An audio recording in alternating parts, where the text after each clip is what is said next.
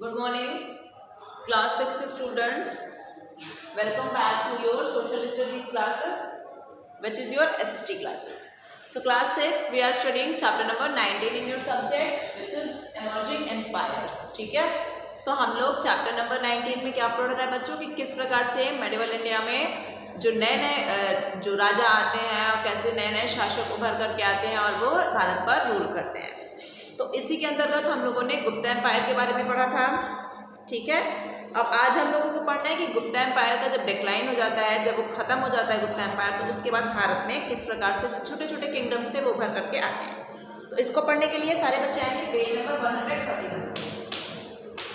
चलो सारे बच्चे पेज नंबर 131 पे आ जाओ fast. Come to page number 131 and we are going to study India after the Guptas.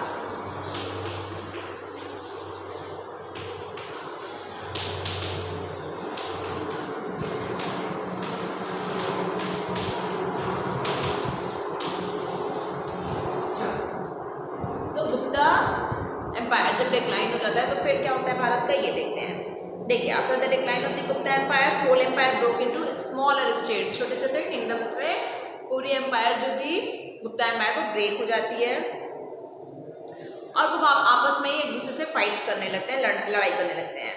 देखिए, एक राजा थे Harshvardhan from the small town of Thanesar brought all the small states together and build a strong state. तो कौन से राजा थे? हर्षवर्धन। हर्षवर्धन ने क्या काम किया? अंडरलाइन करिए हर्षवर्धन के नेम को।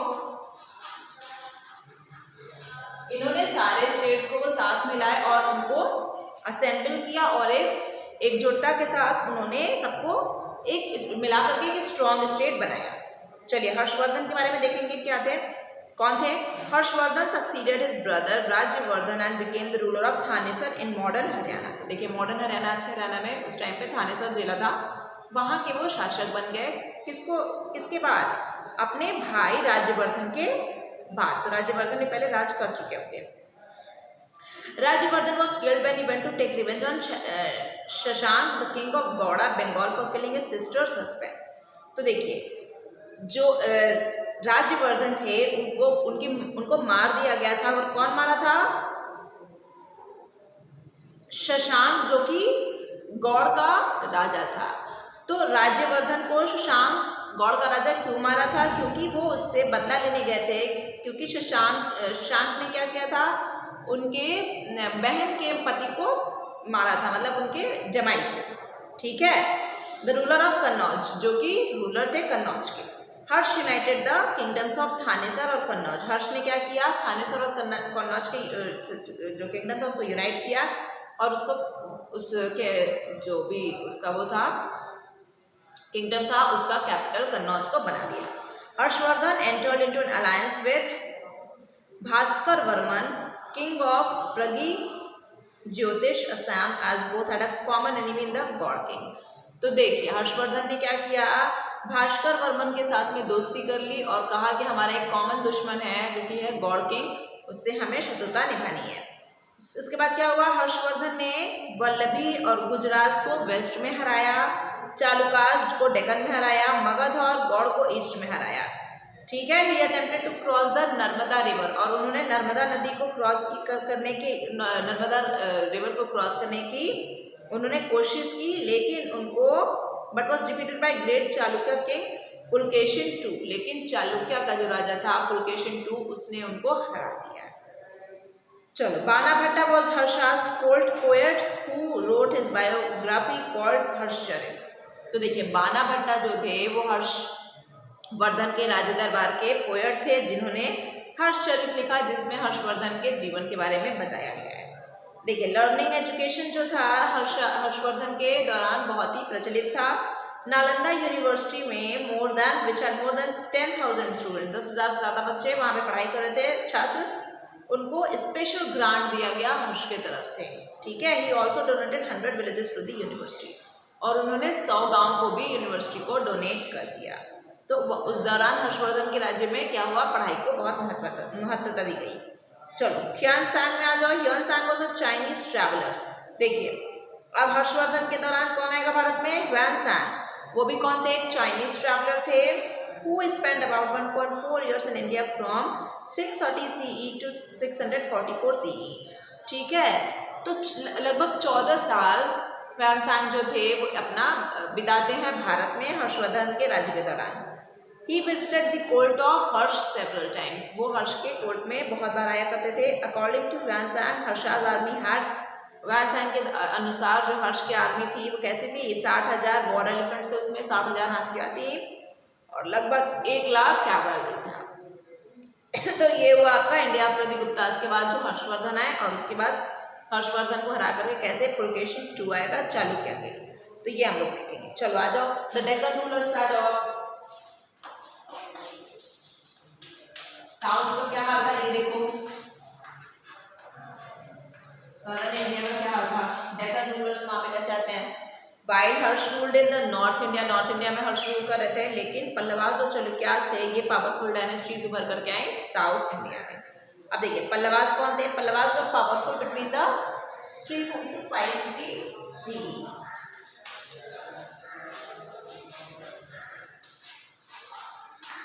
देखिए ये कैसे, ये जो थे ये कैसे पावरफुल थे। Kanchipuram was their capital, Pallavas का जो कैपिटल था कांचीपुरम था। After Samudragupta defeated the Pallava king Vishnugopa, the Pallavas became weaker. लेकिन समुद्रगुप्त ने जब पल्लवा के राजा को हराया जिनका नाम था विष्णुगोपा, तो पल्लवास उसके बाद से क्या हो गए, वीक हो गए थे। At this time Cholas and Kalabhras repeatedly attack the Pallava kingdom. तो चोलाज और कालभराज जो थे वो बार बार अटैक कर रहे थे पल्लवास पे। ठीक है, तो शिव विष्णु ने फिर क्या किया, अपने किंगडम को फिर से उन्होंने बनाया, रीस्टैब्लिश किया। महेंद्र वर्मन और नरसिम्हन वर्मन ये 2 ग्रेट पल्लवा रूलर्स हुए। ठीक है, महाबलीपुरम और कावेरी पत्तनम इनके इम्पॉर्टेंट पोर्ट टाउन्स थे। अब साउथ में तो बहुत सारे रीजन तो कोस्टल रीजन है, तो इम्पॉर्टेंट पोर्ट टाउन्स थे जहाँ से व्यापार हुआ करता था। चलो चालुक्यास में आ जाओ।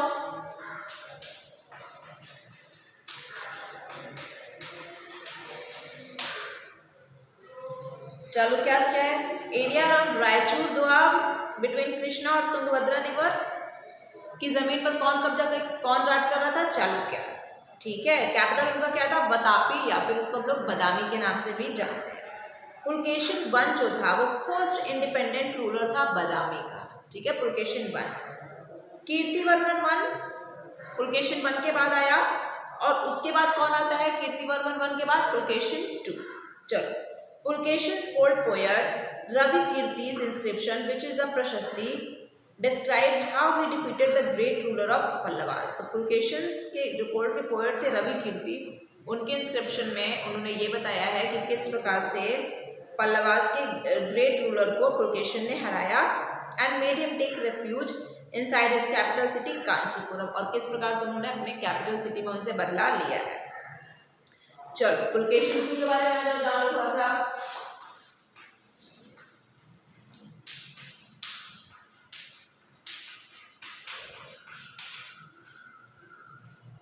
Pulakeshin II was the most renowned Chalukya ruler. तो बहुत जाने माने चालुक्य रूलर थे Pulakeshin II। He belonged to the same area in which Harshvardhan was ruling। तो जहाँ पे हर्षवर्धन रूल कर रहे थे वहीं से ये बिलोंग करते थे। He increased his kingdom by annexing the entire Andhra region। ठीक है, He defeated हर्षवर्धन, इन्होंने ही हर्षवर्धन को हराया था on the banks of the river Narmada. Narmada के किनारे, नर्मदा नदी किनारे जब हर्षवर्धन नर्मदा नदी क्रॉस करना चाहते थे। He was killed by the Pallava ruler Narasimhavarman. लेकिन पुलकेशिन II को हराया कौन, पल्लवा रूलर जो कि थे नरसिम्हवर्मन। तो नरसिम्हवर्मन और महेंद्र वर्मन यही तो 2 पल्लवा रूलर बहुत अच्छे थे, बहुत ही ग्रेट रूलर्स थे। चलो, conflict between the Pallavas and Chalukyas. अब पल्लवास और चालुक्यास के बीच में क्या आपस में कॉन्फ्लिक्ट था, उनके बीच में क्या असहमति थी। देखिए, land Chalukyas ruling was fertile and had ports on both sides. जिस भूमि पर चालुक्य रूल कर रहे थे वो बहुत ही फर्टाइल लैंड थी। ठीक है, और उनके दोनों ही तरफ क्या था, पोर्ट था। तो this held in promoting foreign trade with Persia. तो इस वजह से वो लोग क्या व्यापार साझा कर पा रहे थे पर्शिया के साथ में, अरेबिया और साउथ ईस्ट एशिया के साथ में। पल्लवास इस चीज़ के लिए लड़ाई करते थे चालुक्यास से कि हमें इस भूमि पर हमें राज करना है। इस वजह से उनके बीच में इतना युद्ध हुआ करता था। आफ्टर डिफीटिंग हर्ष को हराने के बाद पुलकेशिन II ने किसको हराया, पल्लवा किंग महेंद्र वर्मन को भी हराया। पुलकेशिन II बहुत ही पावरफुल राजा थे, लेकिन उसी के नेक्स्ट बैटल में, नेक्स्ट युद्ध में he was defeated by Mahendra Varman son. लेकिन महेंद्र वर्मन के जो पुत्र था नरसिम्हा वर्मन, ठीक है, यही तो दो मेन पल्लवा रूलर्स थे, तो इनके द्वारा पुलकेशिन II हार गया नरसिम्हा वर्मन के द्वारा। इवन इस कैपिटल बदामी वॉज कैप्चर्ड, यहाँ तक कि बदामी जो कैपिटल था उसको भी इन लोगों ने कैप्चर कर लिया नरसिम्हा वर्मन ने। लेकिन कुछ समय बाद क्या हुआ, पुलकेशिन के जो बच्चे पोते जो आए उन्होंने बदामी को फ्री करवा लिया और चालुक्य प्रेस्टीज को, उनके गौरव को फिर से वो वापस लेकर के आए। लेकिन Chalukyas were overthrown by another Deccan power, लेकिन फिर से उनको साउथ के एक अलग से उनको फिर से युद्ध करना पड़ा, एक अलग पावर के साथ, एक अलग पावरफुल पर्सन के साथ। जो कौन थे वो, Rashtrakutas and the Pallavas were overthrown by the Cholas. ठीक है, राष्ट्रकूटास और पल्लवास को किन्होंने हरा दिया, चोलास ने। चलो एडमिनिस्ट्रेशन देख लो क्या था। आर्मी को मेंटेन करने के लिए और अदर एक्टिविटीज के लिए साउथ इंडियन रूलर्स को पैसे की जरूरत थी। एडमिनिस्ट्रेशन जो था वो 3 पार्ट्स में डिवाइडेड था, सेंट्रल, प्रोविंशियल और लोकल एडमिनिस्ट्रेशन। ठीक है, कुछ रूलर्स जो थे डेक्कन के वो धर्माम हराजा के टाइटल्स को अपने ऊपर बेयर करते थे। उसका मतलब ये था कि सुप्रीम पावर, हमारे पास सबसे ज़्यादा पावर है। Kings often had prashastis inscribed on monuments, तो मॉन्यूमेंट्स पे वो लोग प्रशस्तीज लिखवाया करते थे, पिलर्स और रॉक्स पे भी। काउंसिल ऑफ मिनिस्टर्स जो थे वो राजा के राज दरबार में रहते थे, जो उनकी सहायता करते थे। शुरुआत में क्या हुआ, उनको सैलरीज दिया जाता था काउंसिल ऑफ मिनिस्टर्स को, लेकिन बाद में उनको ज़मीन दिया जाने लगा इंस्टेड ऑफ कैश सैलरी। कुछ मिनिस्टर्स जो थे उनको ज़्यादा ज़मीन मिल गई तो वो बहुत पावरफुल बन गए और इंडिपेंडेंट बन गए during the rule of weak king. जब राजा लोग जब उतने ज़्यादा अच्छे नहीं बने, फिर उतने पावरफुल नहीं बने, तो उस दौरान यही मिनिस्टर्स क्या बन गए, पावरफुल बन गए। एग्रीकल्चर जो था मेन सोर्स ऑफ रेवेन्यू था। ठीक है, most rulers irrigation facilities provide करते थे फार्मर्स को। ठीक है, और इस वजह से उनका इंक्रीज इन क्रॉप प्रोडक्शन होता था। सम रूलर्स ने ट्रेड को भी प्रमोट किया, व्यापार को भी प्रमोट किया। पल्लवास ने डॉकयार्ड्स बनवाए थे। वेरियस ग्रुप्स ऑफ ऑफिशियल्स अलग अलग प्रोविंशियल एडमिनिस्ट्रेशन को देखा करते थे कि उसमें क्या क्या हो रहा है। विलेज एडमिनिस्ट्रेशन जो था वो विलेज हेडमैन देखता था। चलो केस स्टडी आ जाओ। Village administration in southern India में क्या था, विलेज एडमिनिस्ट्रेशन के लिए देखिए फ्रीक्वेंट पॉलिटिकल चेंजेस हो रही थी उस दौरान सदर्न इंडिया में, लेकिन विलेज एडमिनिस्ट्रेशन देखना बहुत ज़रूरी था क्योंकि वहाँ पे बहुत ही भिन्न भिन्न तरीके के गांव थे। अब कैसे थे, एक ऐसे विलेजेस थे जहाँ पे इंटरकास्ट पॉपुलेशन वर मोस्ट कॉमनली फाउंड। इंटरकास्ट मतलब अलग अलग कास्ट के पॉपुलेशन को ज़्यादा वहाँ पे विलेजेस में लोग रहते थे। तो they pay taxes to king as land revenues, तो वो लोग राजा को लैंड रेवेन्यू के बताओ लैंड रेवेन्यू वो लोग टैक्स पे किया करते थे। देयर वर ब्राह्मणदय और agrahara villages where only Brahmins live. ठीक है, तो इन गाँव में खाली ब्राह्मण लोग रहते थे। As they were granted these by the kings as gifts, क्योंकि वो लोग यहाँ पे क्यों रहते थे, क्योंकि ये भूमि जहाँ पे वो लोग जिस गाँव में रहते थे वो लोग को राजा ने ही उनको गिफ्ट के रूप में दिया था।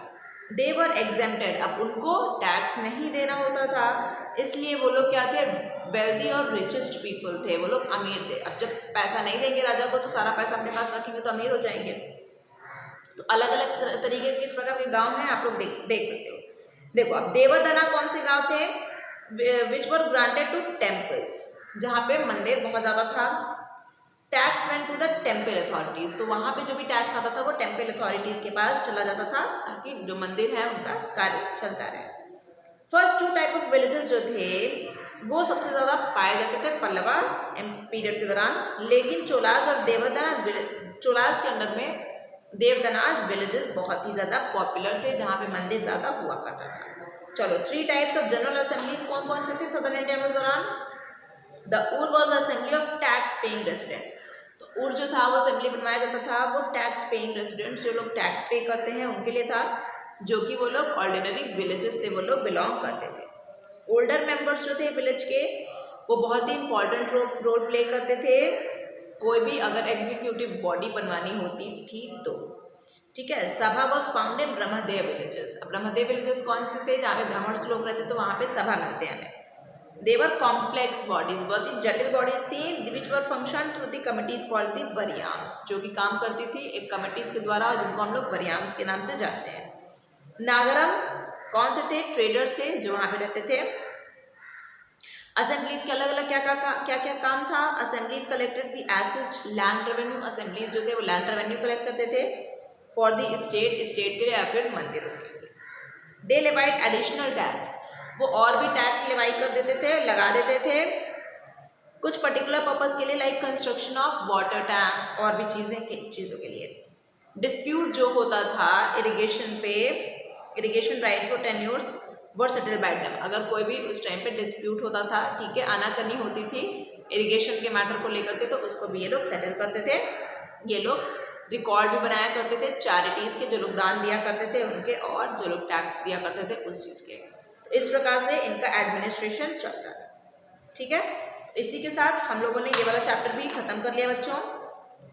अब आप लोग क्वेश्चन एंड आंसर्स करने की कोशिश करिएगा, ठीक है, और बाकी हम लोग पढ़ेंगे chapter number 20 in the next class of our subject social studies. Okay class, thank you.